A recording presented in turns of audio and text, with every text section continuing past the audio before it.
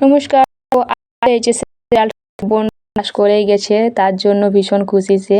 আমিও খুশি, কারণ আমার বাড়ির বাবা মাই খুশি, কারণ ভাবছি যদি বোন কেটে যায় তাহলে সবাই খারাপ বলবে। কারণ প্রোগ্রাম নানা রকম প্রোগ্রাম করে, কিন্তু তার সবাই গ্রামের সবাই বলবে ভালো নয়, পড়াশোনা লবণাঙ্ক যাবে, ফাইল না, মিশিস না। সবাই আমাকে সবাই মিলে একা করে, কিন্তু বোন একাই 100 হয়ে গেছে।